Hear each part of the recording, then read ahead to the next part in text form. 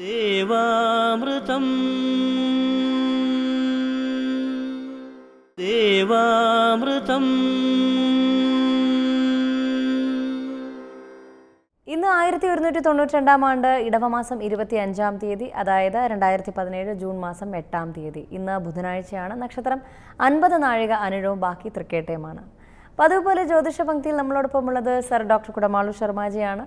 ദേശീയവും അന്തർദേശീയവുമായ നിരവധി പുരസ്കാരങ്ങൾ നേടിയിട്ടുള്ള ഡോക്ടർ കുടമാളൂർ ശർമാജി നമുക്കൊക്കെ ജ്യോതിഷപരമായ മാർഗ്ഗനിർദ്ദേശങ്ങൾ പറഞ്ഞു തരുവാനും സംശയ ദൂരീകരണത്തിനും ഒപ്പം നമ്മളെ ജ്യോതിഷ ശാസ്ത്രത്തിൽ ഒരുപാട് കാര്യങ്ങൾ പറഞ്ഞു തന്നുകൊണ്ട് ഗുരുസ്ഥാനീയനായ അദ്ദേഹം ഇന്നിവിടെ എത്തിച്ചേർന്നിരിക്കുന്നത് നമുക്ക് ഒരുപാട് സംശയ ദൂരീകരണത്തിനുമൊക്കെ ആയിട്ടാണ്. അദ്ദേഹത്തെ ഏറെ സ്നേഹാദരങ്ങളോടെ ഇന്നത്തെ അധ്യായത്തിലേക്ക് നമുക്ക് സ്വാഗതം ചെയ്യാം. നമസ്കാരം ശർമാജി. നമസ്കാരം. ഇന്നത്തെ കത്തിലേക്ക്. എത്രയും ബഹുമാനപ്പെട്ട ശർമാജിക്ക് അങ്ങയുടെ പരിപാടി സ്ഥിരമായി കാണുന്ന പ്രേക്ഷകയാണ്. നല്ല നിലവാരം പുലർത്തുന്ന പരിപാടിയാണ്. ശർമാജിക്കും സോണിയാജിക്കും ഇതിൻ്റെ പിന്നിൽ പ്രവർത്തിക്കുന്ന എല്ലാ പേർക്കും നന്മ വരട്ടെ എന്ന് ആശംസിക്കുന്നു. വളരെയധികം നന്ദി. എൻ്റെ മകൾക്ക് വേണ്ടിയാണ് ഈ കത്തെഴുതുന്നത്. എൻ്റെ മകൾ വീണ 31/1/1991 7/11 വ്യാഴാഴ്ച ആയില്യം നക്ഷത്രത്തിൽ കൊല്ലത്താണ് ജനിച്ചത്. മോളുടെ വിവാഹം, ജോലി ഇവയെക്കുറിച്ച് അറിയുവാനാണ്. MTech കഴിഞ്ഞ് നിൽക്കുകയാണ്. വിവാഹാലോചനകൾ വരുന്നുണ്ട്, ഒന്നും നടക്കുന്നില്ല.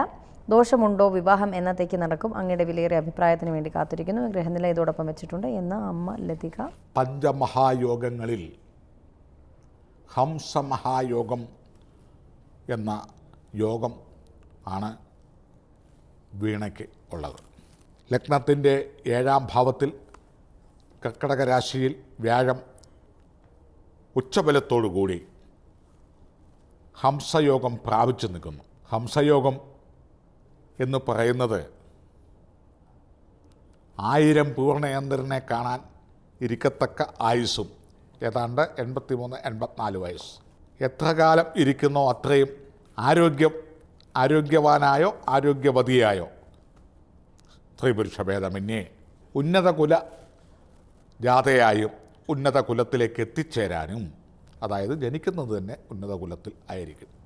പാദം ഒതുങ്ങിയിരിക്കും. വിപുലപ്രായ നെറ്റി, അർദ്ധചന്ദ്രൻ്റെ പോലെ നെറ്റിയും അല്പം വളഞ്ഞ മൂക്കും വീതി കലർന്ന ചെവിയും ഒതുങ്ങിയ പാദവും അരയന്നത്തിൻ്റെ സൗണ്ട് പോലുള്ള ശബ്ദങ്ങളും ചുവന്ന ചുണ്ടുകളും ആവശ്യം പോലെ മുടിയും ഒക്കെ ഉള്ള ഒത്ത ലക്ഷണത്തോടു കൂടി ഒക്കെ ഉണ്ടാവണമെന്നാണ് ഹംസമഹായോഗത്തിലുള്ള സ്ത്രീകളുടെ ലക്ഷണം. പുരുഷൻ്റെ ലക്ഷണം ഇതുപോലെയൊക്കെ തന്നെ പറയുന്നുണ്ട്. അപ്പോൾ അങ്ങനെ നല്ല നിലയിലുള്ള വിവാഹബന്ധം വരാനുള്ള യോഗം ജാതക നിലയിലുണ്ട്. മറഞ്ഞ ബുധന് നിറഞ്ഞ വിദ്യ, ഉന്നത വിദ്യയും നല്ല ഉദ്യോഗലബ്ധി കിട്ടാനുള്ള യോഗവും പ്ലസ് ഗജകേസരി യോഗവും ജാതക നിലയിലുണ്ട്. വീണ താമസിക്കുന്നിടത്തും വീണ എന്ന് കയറുന്നിടത്തുമായ ഭവനത്തിൻ്റെ ചുറ്റുപാടും ബന്ധുജനങ്ങളിലും സമുദായത്തിലും കരയിലും ഇടപെടും, പ്രസ്ഥാനങ്ങളിലും ഭരിക്കും, ജോലികളിലും സിംഹം കാട്ടിൽ വാഴുന്ന പോലെ മറ്റുള്ളവരുടെ മേൽ ആധിപത്യത്തോടു കൂടി ഉന്നത പദവിയിൽ ഗർജിച്ച് ഒബേ ദ ഓർഡർ അനുസരിപ്പിച്ച് ജീവിപ്പിക്കുവാനുള്ള സമ്പത്തും അധികാരവും എല്ലാം ദൈവം നേരത്തെ വിധിക്കപ്പെട്ടിരിക്കുന്നു എന്നാണ് ജാതകത്തിൽ. അങ്ങനെയുള്ളവർക്ക് അങ്ങനെ ഒരു നാട്ടിൽ മറ്റ് മനുഷ്യരുടെ മേൽ ആധിപത്യത്തോടു കൂടി പ്രമാണിയായോ രാഷ്ട്രീയ നേതാവായോ അല്ലെങ്കിൽ ഉന്നത IPS IAS ഉദ്യോഗസ്ഥന്മാർക്കും ഒക്കെ ഈ ഹംസം, കേസരി ഇങ്ങനെയുള്ള യോഗങ്ങൾ, രുചകം എന്നീ യോഗങ്ങളിലൊക്കെയാണ് ബഹുഭൂരിപക്ഷവും കണ്ടുവരുന്നത്. ഗജകേസരി യോഗം ഉള്ളവർ ജീവിക്കുന്ന നാട്ടിൽ അവിടുത്തെ ശത്രുക്കളെ അവരുടെ തലമണ്ട അടിച്ചു പൊട്ടിച്ച് അവരുടെ തടസ്സങ്ങളും ശത്രുതയും ഇല്ലാതാക്കി മുന്നോട്ട് കൊണ്ടുപോകാനുള്ള ഒരു യോഗം ജാതകത്തിലുണ്ട്.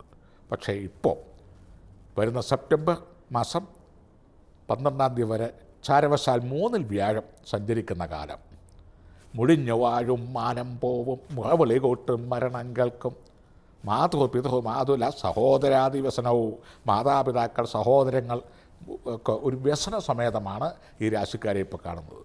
എൻ്റെ കൊച്ചിൻ്റെ കല്യാണമായില്ല, അവരുടെ പ്രായം അങ്ങോട്ടായി വരുന്നു, നല്ലതല്ലാരും അപ്പുറം ഇപ്പുറം കൂട്ടുകാരിക്കൊക്കെ നടന്നു, ഇനി ആ കല്യാണത്തിനൊക്കെ നമ്മൾ പോവുകയാണ്, മകളുടെ വീണയുടെ കാര്യം എവിടം വരെയായി എന്നൊക്കെ ചോദിക്കുമ്പോൾ ഒരു പ്രയാസം ഉണ്ടാവും. പക്ഷേ ഒന്നും പ്രയാസപ്പെടേണ്ട കാര്യമില്ല. നല്ല ഉന്നത സ്ഥലത്ത് നിന്ന് ചേരാനുള്ള യോഗം 2018 സെപ്റ്റംബറിനകത്ത് വിവാഹം ഉറയ്ക്കാനുള്ള യോഗവും പുതിയ വീട്, വസ്തു ഇതൊക്കെ അധീനത വരാനും വാഹനം, ഏതെങ്കിലും ഉദ്യോഗത്തിൽ പ്രവേശിക്കാൻ ഇതൊക്കെയുള്ള യോഗം. ഇപ്പോഴത്തെ മാനസിക പ്രയാസം മാറിക്കിട്ടുകയും ചെയ്യും. ഇപ്പം നല്ല പ്രയാസത്തിലാണ് കർക്കിടക രാശിക്കാർ. മാനം പോവും മുഖവിളി കൂട്ടുമെന്നാണ്. മാനാഭിമാനം പോകുന്ന സംഭവങ്ങളും ഇളിഭ്യയാകുകയും ഒക്കെ ചെയ്യുന്ന കുറച്ച് ഒന്ന് താഴ്ന്നു നിൽക്കേണ്ട സമയമാണ്. മറ്റുള്ളവരുടെ മുമ്പിൽ ആക്ഷേപ കഥാപാത്രമാകുകയും എന്തെങ്കിലും ആരോപണമൊക്കെ വരും. ഈ ഹംസമഹായോഗവും അതുപോലെ തന്നെ ഗജകേസരിയൊക്കെ അത്ര വലിയ ഗൗരവമൊന്നും ഉണ്ടാകാൻ പോകുന്നില്ല. പക്ഷേ വലിയവർക്ക് നിസ്സാരമായ ഒരു കളങ്കമുണ്ടായിക്കഴിഞ്ഞാൽ അത് വലിയ പ്രശ്നമാവും. ആയതിനാൽ ഇത്തരം കാര്യങ്ങളൊക്കെ ഒന്ന് ശ്രദ്ധിക്കുക. വ്യാഴാഴ്ച ശ്രീകൃഷ്ണ മഞ്ഞ പട്ടു കൊടുക്കുക.